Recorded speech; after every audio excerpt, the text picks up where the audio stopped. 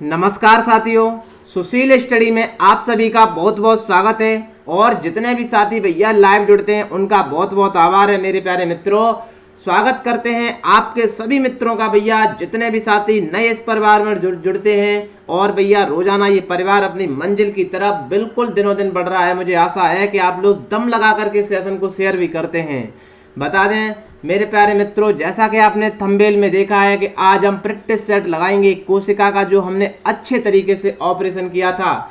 बताएं मेरे प्यारे मित्रों, ये प्लाज्मा मेम्ब्रेन होती है। सवाल बना सर ये क्या काम करती है? हमने कहा कौन अंदर से बाहर जाएगा, बाहर से अंदर कौन आएगा? सर ये गेटमैनी का काम आराम से प्लाज्मा मेम्ब्रेन करती है, जिसे कोशिका झिल्ली कहते हैं, प्लाज्मा झिल्ली कहते हैं। मेरे प्यारे मित्रों, उसके अंदर एक न्यूक्लियर मेम्ब्रेन मिली थी। उसी न्यूक्लियर मेम्ब्रेन के भैया अंदर न्यूक्लियोलस मिला था। उसी के अंदर आपको डीएनए मिला था। ये डीएनए और प्रोटीन मिलकर के क्रोमेटिन के धागे बनाते हैं, क्या क्रोमोजोम बनाते हैं, जेनेटिक मटेरियल कहते हैं। याद रख लेना, सवाल पूछा जाएगा, द्वारा ध्यान से एक एक शब्दों पर ध्यान दे मेरे पर। सवाल पूछा जाएगा क्रोमोजोम किससे मिलकर के बनता है? तो डीएनए और प्रोटीन से मिलकर बनता है। इसी के किनारे पर मेरे प्यारे मित्रों पाया जाता है न्यूक्लियर पोर। इस सारे को मिलाकर के हम भैया न्यूक्लियस कहते हैं। गजब का ये भैया हमने बनाया है आपके लिए मैप।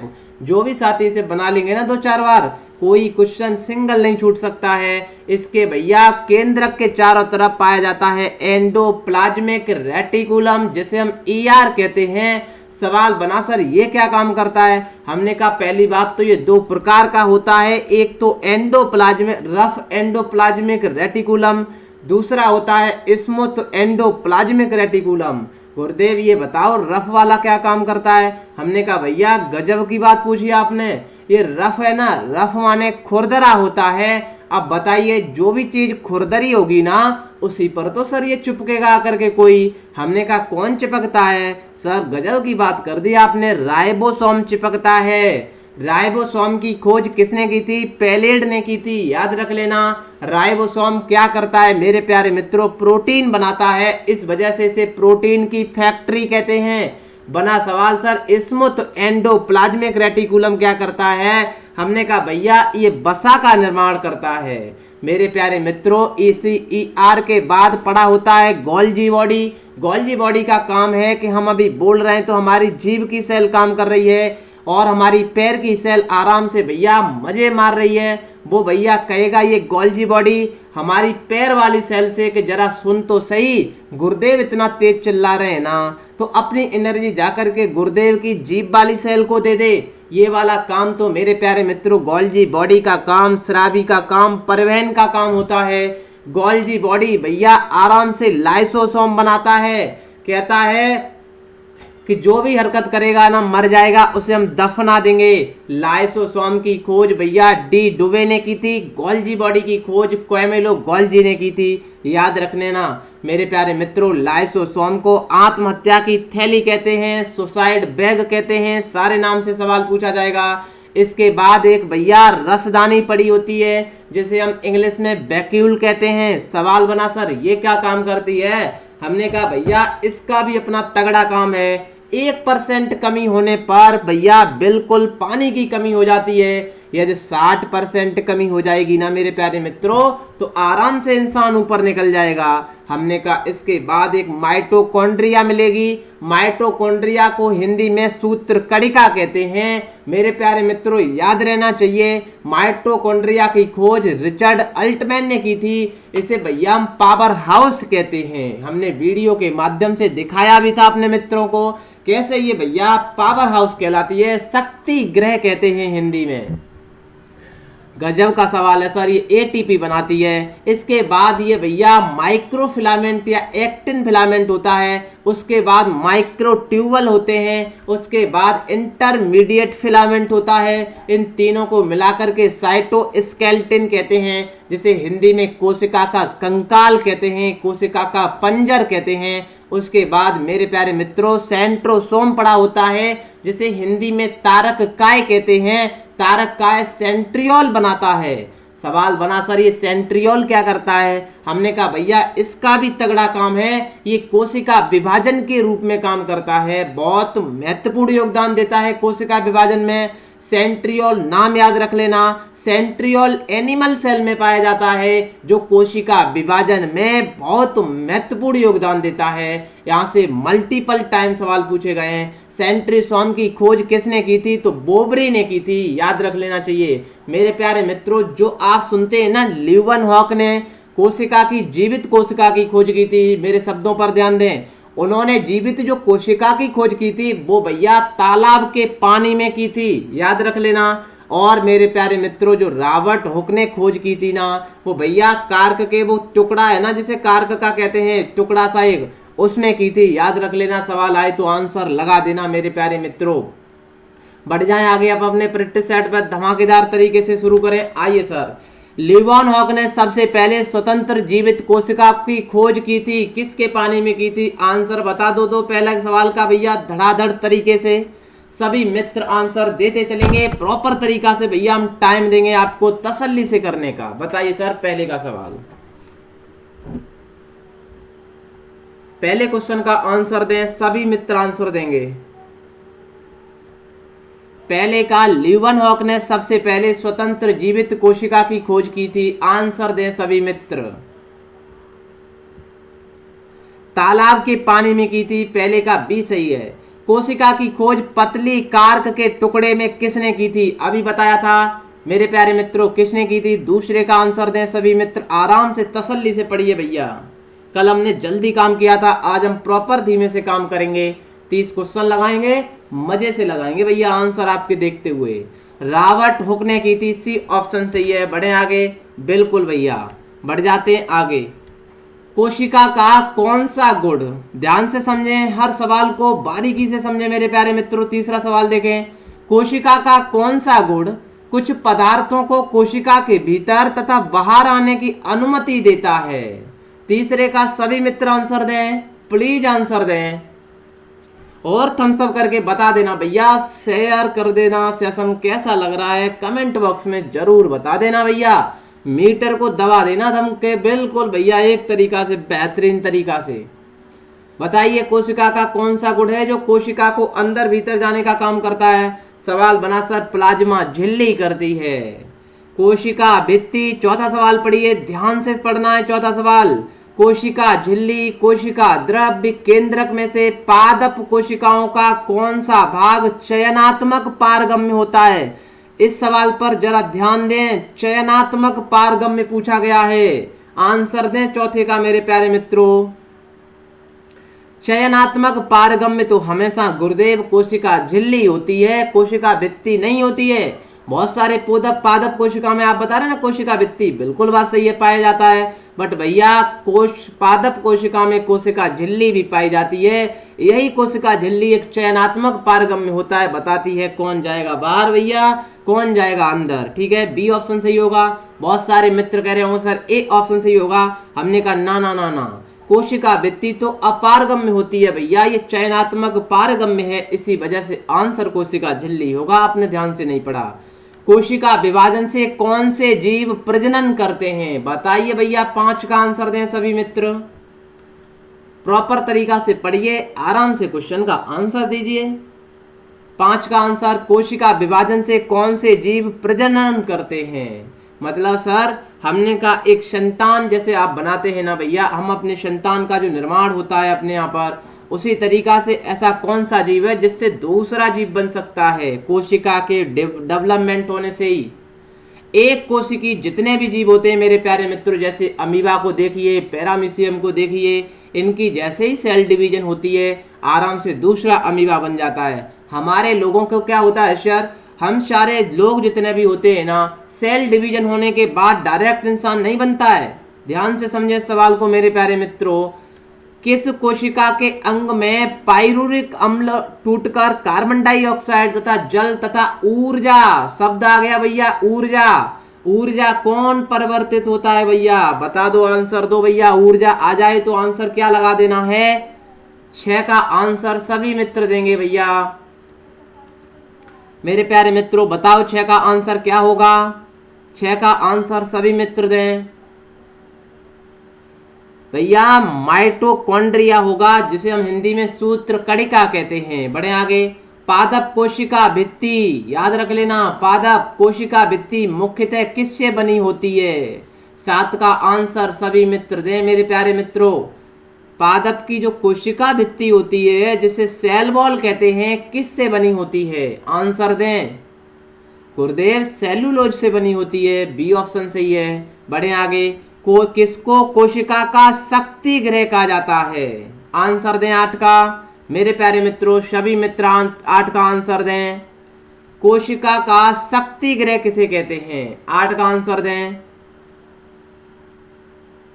पावर हाउस, शक्ति का मतलब पावर, गृह माने हाउस, पावर हाउस किसे कहते हैं? सूत्र कणिका को कहते हैं, जिसे माइटोकॉन्ड्रिया कहते हैं। ए ऑप्शन सही है। बढ़े आगे। कौन सा अंग भैया कोशिका की आत्महत्या की थैली कही जाती है? 9 का आंसर दें मेरे प्यारे मित्रों, और बता दें सेशन कैसा लगा है, सारे क्वेश्चन हो रहे हैं कि नहीं।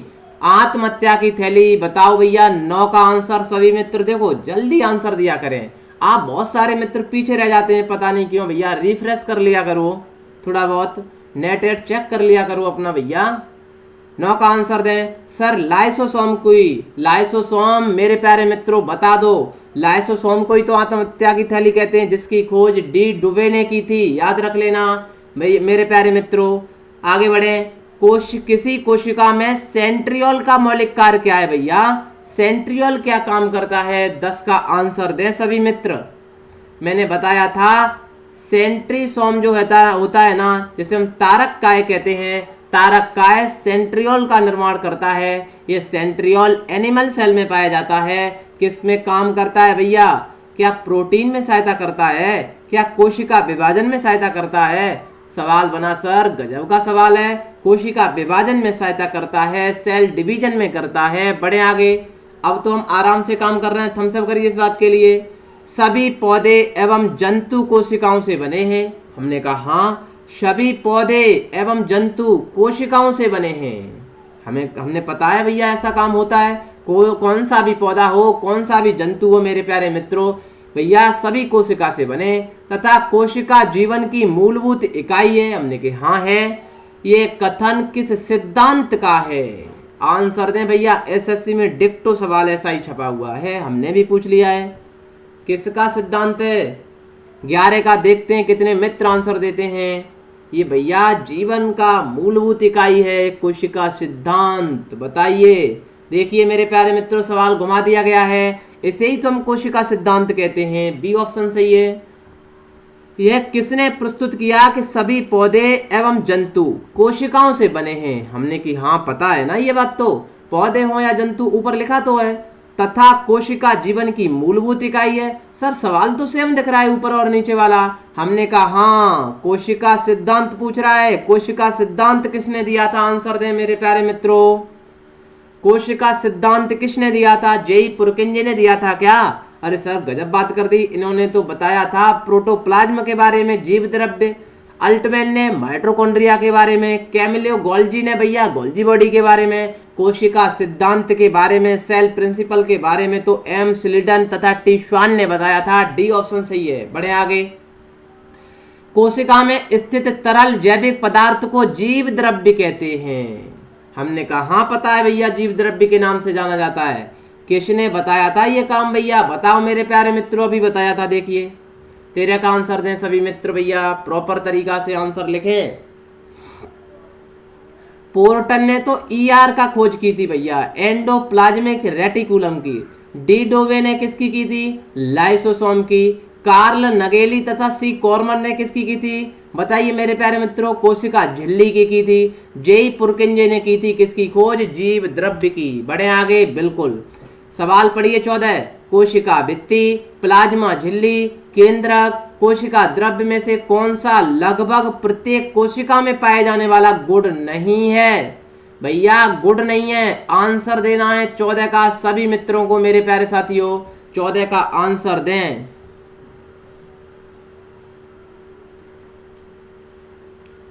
कोशिका भित्ति, प्लाज्मा झिल्ली, केंद्रक एवं कोशिका द्रव्य में से कौन सा ऐसा पदार्थ है भैया जो कोशिका में पाए जाने वाला गुड नहीं है? देखिए, सभी कोशिका में प्लाज्मा झिल्ली होगी, केंद्रक भी होगा, कोशिका द्रव्य भी होगा, लेकिन कोशिका भित्ति नहीं होगी, क्योंकि कोशिका भित्ति हमारे अंदर नहीं होगी, वो पौधों में होती है, पादपों में होती है मेरे प्यारे मित्रों। पादपों में देखिए, पादपों में कोशिका झिल्ली भी हो सकती है, भित्ति भी हो सकती है, केंद्रक भी होता है और कोशिका द्रव्य भी होता है। तो भैया कोशिका भित्ति सभी कोशिकाओं में नहीं होगी, सी ऑप्शन सही है। बढ़े आगे, मिलान कर दो मेरे प्यारे साथियों। 15 का आंसर सभी मित्र देंगे, 15 का आंसर दें। डी डुवे ने किसकी खोज की थी? आंसर दें मेरे प्यारे मित्रों। डी डुवे ने किसकी खोज की थी? डी डुवे ने लाइसोसोम की खोज की थी, बोबरी ने तरक्के की थी, रुडॉल्फ विर्चो ने कोशिका विभाजन की थी, रॉबर्ट ब्राउन ने केंद्रक की खोज की थी। सारे मिलान कर दिए भैया, याद रख लेना। देखो यहीं से सारे सवाल याद हो जाते हैं। 1 2 3 4 सही है। डी डुवे ने लाइसोसोम जो गोल्जी बॉडी बनाता था, बोबरी ने तारक्काई की थी, रुडॉल्फ विर्चो ने बताया था कोशिका डिवीजन कैसे होता है, रॉबर्ट ब्राउन ने बताया था केंद्रक के बारे में। बढ़ जाए आगे। शिशु के लड़की होने के लिए वंशानुगत गुणसूत्र का सही जोड़ा क्या है? हम इसे डीएनए में भी पढ़ाएंगे, बट हमने सोचा हम देख ले अपने मित्रों को कितनी जानकारी पता है, क्योंकि बायोलॉजी परीक्षा तो भैया बिल्कुल नजदीक है। 15 दिसंबर के लिए तैयार हैं हम सभी लोग कि नहीं? आपको पता है ये सवाल कि नहीं? मेरे प्यारे मित्रों 16 का आंसर दें। लड़की होने के लिए क्या जरूरी है? सभी को पता होना चाहिए इसका आंसर। कौन सा ऑप्शन सही होगा? आराम से मिलाएं सवाल। 16 का आंसर दें। सभी मित्र सोच करके आंसर दें 16 का। देखिए, पिता के अंदर जो गुणसूत्र होते हैं वो X और Y होते हैं, माता के अंदर जो गुणसूत्र होते हैं मेरे प्यारे साथियों वो XX होते हैं। अब बताइए, जब माता के गुणसूत्र और माता के पास X पहले से ही है और पिता का X मिला और माता का भी X मिला तो लड़की होगी। ये बात ध्यान रख लेना मेरे प्यारे मित्रों। यदि पिता का गुणसूत्र Y मिला और माता के पास तो भैया गुणसूत्र X ही है। पिता पर निर्भर करता है कि कौन होगा, लड़की होगी या लड़का होगा। ये बात ध्यान रख लेना मेरे प्यारे मित्रों। Y जब गुणसूत्र मिलता है, बायोलॉजी है, स्पष्ट तरीका से पढ़ना पड़ेगा मेरे प्यारे मित्रों। जब Y गुणसूत्र और X गुणसूत्र मिलते हैं ना, तब लड़का होने की संभावना भैया लड़का होता है, संभावना कुछ भी नहीं है, ऐसा है बिल्कुल। कौन सा ऑप्शन सही होगा? लड़की होने की तो भैया दोनों के XX मिलने चाहिए, तब लड़की होगी। सी ऑप्शन बिल्कुल सही है। पादप कोशिका का सबसे बाहरी आवरण क्या कहलाता है? बताइए मेरे प्यारे मित्रों। 17 का आंसर दें, सभी मित्र आंसर दें। पादप कोशिका का सबसे बाहरी आवरण क्या कहलाता है? पादप कोशिका का पूछा है सबसे बाहरी आवरण, बताइए 17 का आंसर। अब तो ये सवाल बहुत सिंपल लग रहे होंगे आप लोगों को। 17 का आंसर दें। सर गजब बात कर दी, कोशिका भित्ति कहलाएगी। हमने कहा अच्छा, डी ऑप्शन बिल्कुल सही है। बढ़े आगे। कोशिका में राइबोसोम का क्या कार्य है भैया? आंसर दें 18 का सभी मित्र, प्लीज आंसर दें। 18 का आंसर दें। कोशिका में राइबोसोम का क्या कार्य है मेरे प्यारे मित्रों? तो याद रख लेना, राइबोसोम हमने बताया था ER पर पाया जाता है। राइबोसोम की खोज भैया पैलेड ने की थी, याद रख लेना। इसका प्रोटीन का संश्लेषण करता है, बी ऑप्शन सही है। 19 का आंसर दें। कोशिका में न्यूक्लियस की खोज सर्वप्रथम किसने की थी? केंद्रक की खोज किसने की थी, ये पूछा जा रहा है। इसका आंसर तो सभी मित्र दे देंगे, 19 का आंसर तो सभी मित्र बता देंगे। सिंपल सवाल है। कोशिका में केंद्रक की खोज किसने की थी? तो रॉबर्ट ब्राउन ने की थी, ए ऑप्शन सही है। बढ़े आगे। फूलों और बीजों को विभिन्न प्रकार के आकर्षक रंग कौन प्रदान करता है? 20 का सभी मित्र आंसर दें प्लीज।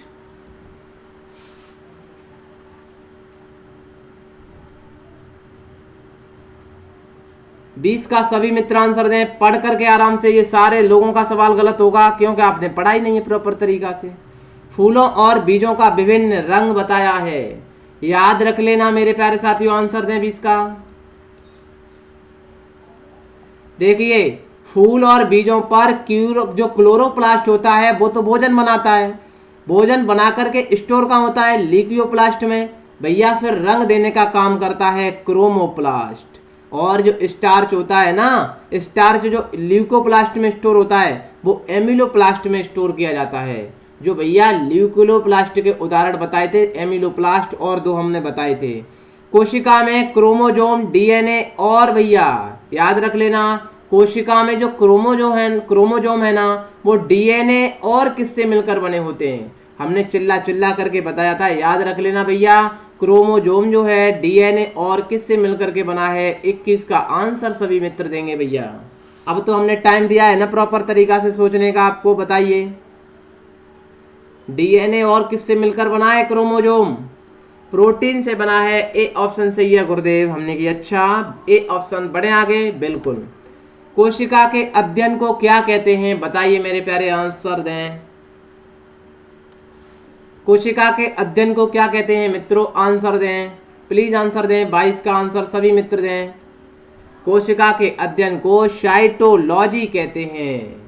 अब देखिए ये सारे के सारे भैया हमने लिख दिए अध्ययन। साइटोलॉजी कोशिका का अध्ययन, माइकोलॉजी कवकों का अध्ययन, फाइकोलॉजी या एल्गोलॉजी शैवालों का अध्ययन, एंथोलॉजी पुष्पों का अध्ययन, एग्रोस्टोलॉजी घासों का अध्ययन, डेंड्रोकोनोलॉजी वृक्षों का। ऐसे रख लीजिए याद भैया। एग्रीकल्चर माने घास घूस का ही तो काम करते हैं, तो घासों का अध्ययन।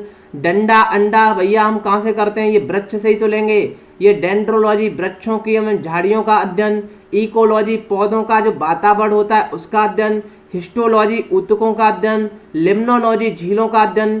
पेलिनोलॉजी भैया पराग कणों का अध्ययन। पिडोलॉजी मृदा संबंधी अध्ययन। पोमोलॉजी फलों का अध्ययन। स्पर्मोलॉजी बीजों का अध्ययन। हॉर्टिकल्चर फल व सब्जी उद्यान या पादपों का अध्ययन कहलाता है। ये अध्ययन बहुत पूछे जाते हैं मेरे प्यारे मित्रों, परीक्षा आपकी नजदीक है, याद करना भैया, मेहनत आपको करनी पड़ेगी। हम बढ़ जाएं आगे, बिल्कुल। कोशिका सिद्धांत का प्रस्ताव देने वाले वैज्ञानिक का नाम बताइए मेरे प्यारे मित्रों। अभी तो बताया था कोशिका सिद्धांत किसने दिया था। 23 का सभी मित्र आंसर दें, प्लीज आंसर दें मेरे प्यारे साथियों। 23 का कोशिका सिद्धांत किसने दिया था, आंसर दें। स्लाइडन तथा स्वान ने दिया था, डी ऑप्शन सही है। बढ़े आगे। कौन सा जीव कोशिका सिद्धांत के अनुरूप नहीं है, मतलब कोशिका सिद्धांत के अनुरूप वो कार्य नहीं करता है भैया। ऐसा कौन सा जीव है जिसमें सेल ही नहीं पाई जाती है, ये पूछ रहा है ना। ये सेल किस में नहीं पाई जाती है सर, ये कोरोना जैसे देखते हैं ना वायरस। ए ऑप्शन 24 का सही है। बढ़े आगे। वह कोशिका का अंग है जिसमें श्वसन और ऊर्जा, जहां ऊर्जा शब्द आ जाए ना भैया आंसर लगा देना। जैसी जैविक रासायनिक प्रक्रिया कहां पर होती हैं, आंसर दे मेरे प्यारे मित्रों। 25 का सभी मित्र आंसर देंगे, 25 का प्रॉपर आंसर दें। इतना तो हम टाइम देते हैं सोचने का आपको। 25 का आंसर दें मेरे प्यारे मित्रों। आंसर होगा माइटोकॉन्ड्रिया, डी ऑप्शन सही है। कोशिका के किस हिस्से में प्रोटीन बनाया जाता है, बताइए मेरे प्यारे मित्रों। 26 का आंसर दें सभी मित्र, 26 का आंसर दें। कोशिका के किस हिस्से में प्रोटीन बनाया जाता है। प्रोटीन की फैक्ट्री पूछना चाह रहे हैं गुरुदेव ने कि हाँ, बताइए सर। प्रोटीन की फैक्ट्री राइबोसोम को कहते हैं, सी ऑप्शन सही है। बढ़े आगे। कोशिका का नियंत्रक केंद्र क्या है, आंसर दें 27 का सभी मित्र भैया। मतलब सर कोशिका का केंद्र पूछ रहे हैं, हमने कहा हाँ भैया नियंत्रक केंद्र या केंद्र बात ही कही है, केंद्रक कोई तो कहेंगे सर, सी ऑप्शन सही है। बढ़े आगे। कोशिका में आत्मघाती बैग किसे कहते हैं, मतलब सर आत्महत्या का बैग या सुसाइड बैग किसे कहते हैं, बताओ आंसर दो भैया। 28 का सभी मित्र आंसर देंगे, 28 का आंसर दें। लाइसोसोम को कहते हैं, इसकी खोज किसने की थी, डी डुवे ने की थी। बढ़े आगे। एक विशेष कार्य करने वाले समान कोशिका के समूह, हमने बताया था कई ईंटें मिलकर दीवार बनती है, कोशिका मिलकर के कोशिका के समूह को क्या कहते हैं। 29 का आंसर दें सभी मित्र मेरे प्यारे साथियों। 29 का आंसर, ये डिक्टो सवाल है भैया एसएससी के छपे हुए और रेलवे के। कोशिकाओं के समूह को क्या कहते हैं, ऊतक कहते हैं, ए ऑप्शन सही है। निम्नलिखित में से किसे जीवन का भौतिक आधार माना जाता है, मैंने बताया था भैया जीवन का भौतिक आधार किसे माना जाता है मेरे प्यारे मित्रों, आंसर दें। क्या कोशिका भित्ति, क्या कोशिका झिल्ली, क्या माइटोकॉन्ड्रिया, क्या प्रोटोप्लाज्म, किसे माना जाता है, सोचकर आंसर दें 30 का। जीव द्रव्य को माना जाता है, क्योंकि सारा सिस्टम इसी में तो आएगा। ये माइटोकॉन्ड्रिया, कोशिका भित्ति, कोशिका झिल्ली, सब कुछ इसमें आएगा। हमने बताया था ये जो सेल पूरा खींचा हमने सेल मेम्ब्रेन, इसके अंदर न्यूक्लियर मेम्ब्रेन, इसी पे भैया ये कोशिका द्रव्य ये वाला और ये वाला केंद्रक द्रव्य, दोनों को मिला लो उसे जीव द्रव्य कहते हैं। सिंपल है बिल्कुल। ये सेशन कैसा लगा भैया टेलीग्राम पर शेयर करेंगे और दम लगा करके भैया सेशन को शेयर कर देना। कमेंट बॉक्स में मित्रों बता देना कैसा है हमारा ये प्रयास। भैया आपका ही भैया ये पूरा हमें प्यार मिला हुआ है, इसी वजह से हमारा परिवार दिनों दिन बढ़ता चला जा रहा है। आप लोग भी हमारे लिए बहुत मेहनत कर रहे हैं, तो हम भी आपके लिए पसीना बहा रहे हैं। मिलते हैं सर 8 बजे, तब तक के लिए bye bye, till then take care, मस्त रहो, बिंदास रहो सर। अभी आधे घंटे में खाना खा करके आ जाओ दुरुस्त होकर के, ठीक है सर। करेंगे हम भैया अंतर बेहतरीन तरीका से। जय हिंद, जय भारत।